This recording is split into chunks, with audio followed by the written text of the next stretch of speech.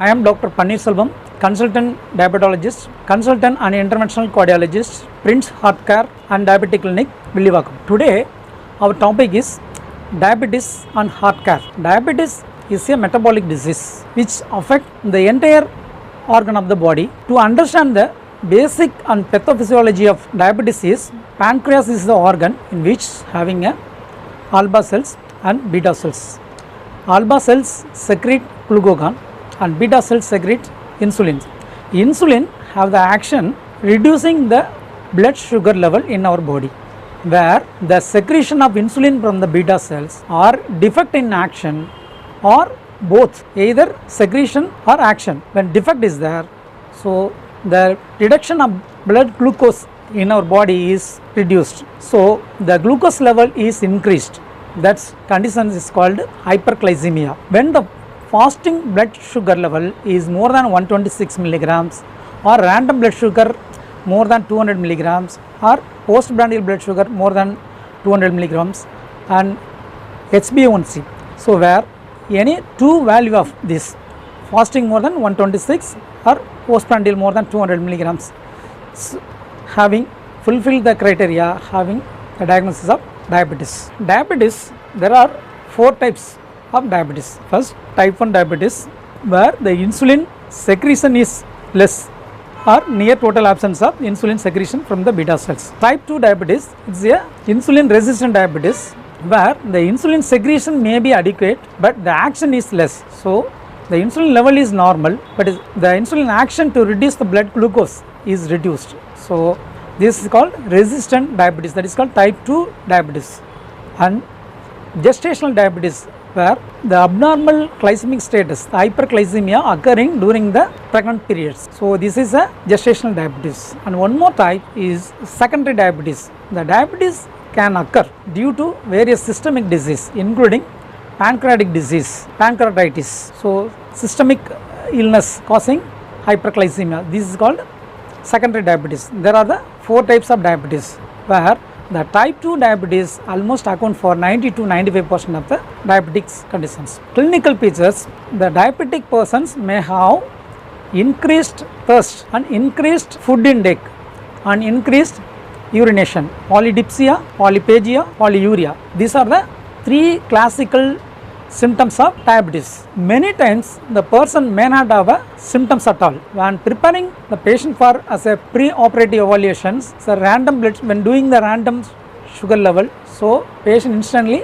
may have a diabetes, high glycemic profile, having a diabetes. Complications of the diabetes. So persons may have a hyperglycemic status, may or may not have a symptoms, but if we diagnose early, if we treat diabetes adequately, persons may have under controlled glycemic status. If we are not controlling the glycemic status, if it is persistently high, it may produce adverse effect in various organs, resulting in macro or microvascular complications. We have to understand that in blood there is a RBCs, within the RBC there is a hemoglobins.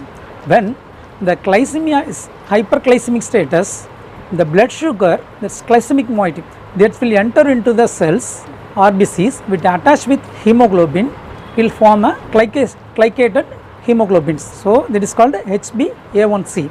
When it is normally, it is less than 6.5, whereas the HbA1c is more than 7, so we will diagnose diabetes. So this glycosylated hemoglobin, the RBC size will be 7.3 microns in size. So once it's attached with this hemoglobin, so glycosylated hemoglobins, so when the cells get swelled, so the blood cells during the supply to the various organs goes in distal and minute vessels, this will get obstructed.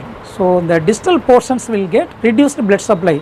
If it is occur in microvascular like the eye, it is called diabetic retinopathy. If it is occur in kidney, it is called diabetic nephropathy. If it is the blood supply to the peripheral organs, particularly lower limbs, get affected. So the blood supply to the peripheral nerves and peripheral arteries is reduced. Either this is called peripheral vascular disease. If it is occur, the same process occur in heart or brain. If it is heart, it's occurred the blood vessels get accumulated, this atherosclerotic changes, then reduction in blood supply will result in pain in the heart, that is called coronary artery disease. The same occur in brain, may land up in problem of cerebral vascular accident. So these are all the complications can occur due to uncontrolled glycemic status. Association of diabetes with other disease. The diabetes once occur, the basic pathophysiological function is the endothelial dysfunctions. The endotheliums in the blood vessels. The blood vessels, the endothelial dysfunction may lead into accumulation of cholesterol in endothelium. So it may associate with hypertension. So diabetic patients may have association with increased blood pressure. The normal blood pressure, if it is more than, is the systolic is between 100 and 140, diastolic 60 to 90, whereas the blood pressure more than 140 per 90 is labeled as a hypertension. So this is can associated with diabetes. So another conditions can associate with diabetes can have a abnormal lipid profiles. The lipid profile status may have a increased triglyceridemia, so it may associate with pancreatitis, so associated with diabetic high blood sugar levels. So the LDL may be raised, so that is a risk factor for atherosclerotic changes, may go for affecting the blood vessels in various organs. And HDL cholesterol is a good cholesterol, may be reduced in association with diabetics high glycemic status. On investigation, a patient with hyperglycemia, so usually we used to do complete hemograms. So complete hemograms may have a diabetes can be treated with first diet modifications and lifestyle modifications and adequate drug therapy and regular exercise. Eat healthy and well balanced diet. So it is important to have a regular meal pattern and make healthy food choice. Our fat and carbohydrate intake are the crucial steps to managing both diabetes and heart disease. Having too much saturated fats can increase blood cholesterol. It is important to reduce the amount of what we eat, the fat from the unsaturated source. Switch butter and cheese for unsaturated vegetables and spreads such as sunflower oil, olive oil. Trim visible fat from meat and remove the skin from the chicken. Choose lower fat dairy product, cakes, chocolate and healthier snacks such as fruits. Remember, fatty foods are high in calories and excess energy result in weight gain. To help you manage your weight, it is also important to keep an eye on total amount of fat you are consuming. What we are taking the food should have a less glycemic index and low glycemic load food, and patient with diabetes associated with hypertension should reduce salt intake.